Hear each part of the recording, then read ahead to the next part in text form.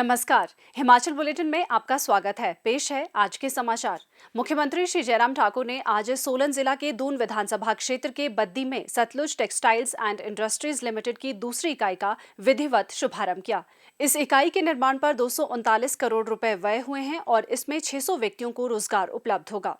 इस अवसर पर मुख्यमंत्री ने हिमाचल प्रदेश में दूसरी इकाई स्थापित करने के लिए सतलुज टेक्सटाइल्स एंड इंडस्ट्रीज को बधाई देते हुए कहा कि राज्य सरकार हिमाचल प्रदेश को देश का सर्वश्रेष्ठ निवेश गंतव्य स्थल बनाने के लिए प्रतिबद्ध है। प्रदेश सरकार के सतत प्रयासों से आज Himachal ease of doing business में देश में 7वें स्थान पर पहुंचा है। मुख्यमंत्री ने कहा, यह हमारे लिए गर्व का विषय है कि हिमाचल प्रदेश छोटा होने के बावजूद भी प्राइवेट सेक्टर में इन्वेस्टमेंट आए, प्राइवेट सेक्टर अपना भी काम करे और प्रदेश के विकास में भी योगदान दे। उस दृष्टि से हम आगे बढ़ रहे हैं।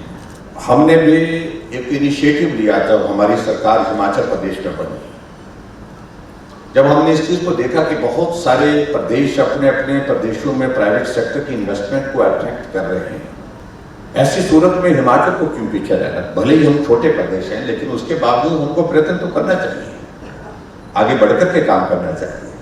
और मुझे इस बात की प्रसन्नता है कि 7-8 नवंबर 2019 को और धर्मशाला में ग्लोबल इन्वेस्टर्स मीट की, और मुझे इस बात की प्रसन्नता है कि प्रधानमंत्री जी ने उस कार्यक्रम में आकर के हमको आशीर्वाद दिया और उस कार्यक्रम के आयोजन के लिए बधाई दी, जहां लगभग हमारे 96,000 करोड़ रुपए के MOU साइन हुए थे।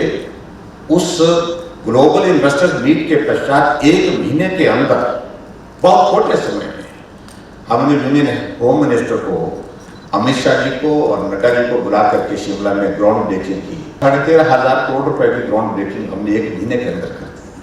और मुझे खुशी है कि कुछ हम और ज्यादा, जब कोविड का दौर थोड़ा कम हुआ है पूरे देश भर में और प्रदेश में भी, तो ऐसी स्थिति में हम अब सेकंड ग्राउंड ब्रेकिंग की दिशा में आगे बढ़ रहे हैं। 15 से 20,000 करोड़ रुपए की ग्राउंड ब्रेकिंग फिर से जो है 1 महीने या 1.5 महीने के अंदर अंदर हम हिमाचल प्रदेश पे करना चाहते हैं। 1 महीने के अंदर हमने टारगेट रखा है उसकी। मुख्यमंत्री ने कहा कि प्रदेश सरकार नालागढ़ में मेडिकल डिवाइस पार्क स्थापित करने के लिए 269 करोड़ रुपए के प्रस्ताव को भारत सरकार से स्वीकृत कराने में सफल रही है।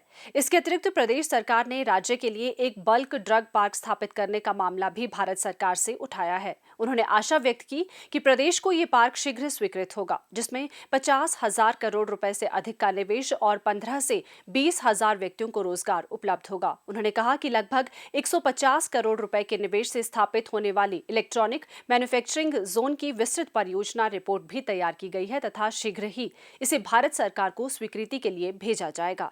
श्री जयराम ठाकुर ने कहा कि कोविड-19 संकट के कारण विकास तथा औद्योगिक निवेश की गति पर प्रभाव पड़ा, परंतु प्रधानमंत्री श्री नरेंद्र मोदी की अगुवाई में देश ने इस चुनौती का सफलतापूर्वक सामना किया और आज भारत विश्व में 100 करोड़ से अधिक लोगों को स्वदेशी टीका लगाने वाला पहला देश बनकर उभरा है। उन्होंने कहा कि सभी के सहयोग से हिमाचल में 100% पात्र लोगों को कोविड-19 से बचाव के लिए प्रथम डोज लगाई गई है, जबकि 90% से अधिक लोगों को दूसरी डोज भी लगाई जा चुकी है।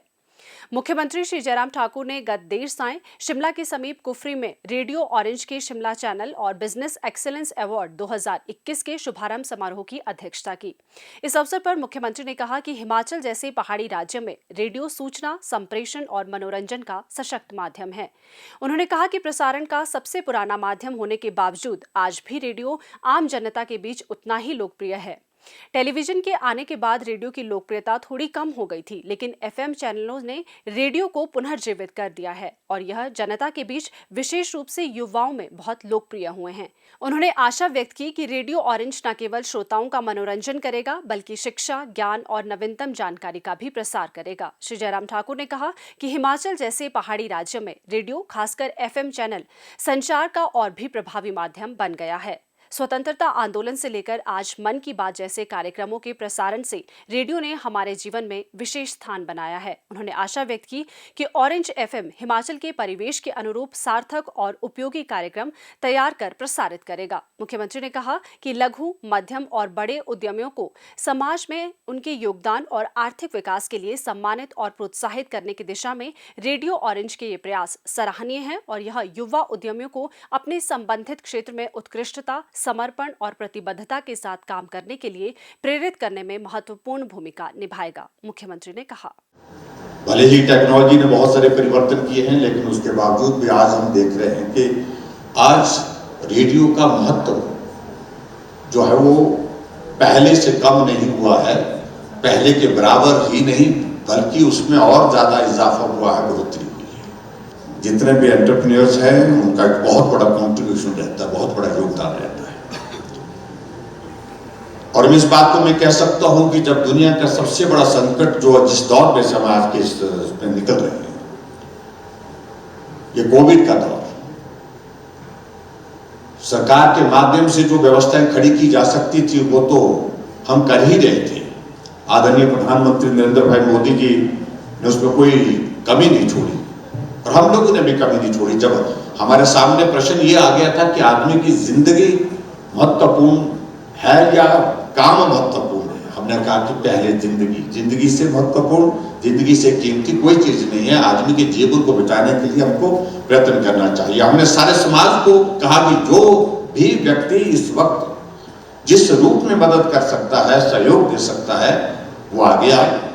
और हमारे एंटरप्रेन्योर्स जो है वो बहुत सहजता से, बिल्कुल जोर के साथ, जोश के साथ आगे आए और बहुत बड़ा सहयोग दिया, पूरे देश भर में भी दिया और उसके साथ साथ में हिमाचल प्रदेश में उनका बहुत बड़ा कंट्रीब्यूशन इस बड़े संकट के दौरान रहा है। इसके लिए भी मैं सभी एंटरप्रेन्योर्स जो यहाँ पर उपस्थित है, जो उपस्थित नहीं है, उनका भी मैं धन्यवाद करता हूँ। बहुत बहुत धन्यवाद। इस अवसर पर मुख्यमंत्री ने विभिन्न क्षेत्रों में उत्कृष्ट योगदान देने वाले उद्यमियों को सम्मानित किया और देश की अर्थव्यवस्था तथा समाज को आगे ले जाने में उनके योगदान की सराहना की। मुख्यमंत्री श्री जयराम ठाकुर ने जिला बिलासपुर के कामधेनु हितकारी मंच नमहोल को सर्वश्रेष्ठ दुग्ध सहकारी समिति के रूप में गोपाल रतन पुरस्कार के लिए चयनित होने पर शुभकामनाएं दी है। समिति को यह पुरस्कार भारत सरकार के पशुपालन, डेयरी और मत्स्य पालन मंत्रालय की ओर से प्रदान किया जा रहा है। मुख्यमंत्री ने कहा कि कामधेनु हितकारी मंच 5,445 सक्रिय कृषक सदस्यों के साथ प्रदेश की अग्रणी समिति है और इस समिति का सर्वश्रेष्ठ दुग्ध सहकारी समिति वर्ग में देश के प्रतिष्ठित गोपाल रतन पुरस्कार के लिए चयनित होना समिति से जुड़े सभी किसानों के लिए सम्मान की बात है। मुख्यमंत्री श्री जयराम ठाकुर ने आज शिमला में डॉक्टर रविंद्र कुमार ठाकुर की 2 पुस्तकों पहाड़ी काव्य संग्रह दिलुडोए चशूल एवं हिंदी काव्य संग्रह आत्मबोध का विमोचन किया। लेखक के प्रयासों की सराहना करते हुए मुख्यमंत्री ने कहा कि ये पहाड़ी काव्य संग्रह प्रदेश में पहाड़ी बोली को प्रोत्साहित करने में कारगर सिद्ध होगा।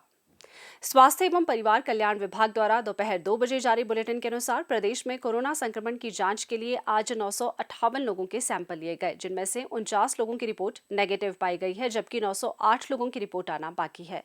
अभी तक 38,26,713 लोगों की जांच की जा चुकी है, जिनमें से 35,99,190 सैंपल की जांच नेगेटिव पाई गई है। प्रदेश में कुल 2,26,601 लोगों में कोरोना वायरस के संक्रमण की पुष्टि हुई है, जिनमें से 2,21,928 लोग इस बीमारी से ठीक हो चुके हैं और 835 व्यक्ति उपचाराधीन हैं। हिमाचल बुलेटिन देखने के लिए सब्सक्राइब करें YouTube channel IPR Himachal, follow करें ट्विटर @DPRHP, लाइक करें Facebook page information and public relations department Himachal Pradesh, visit करें वेबसाइट www.himachalpr.gov.in।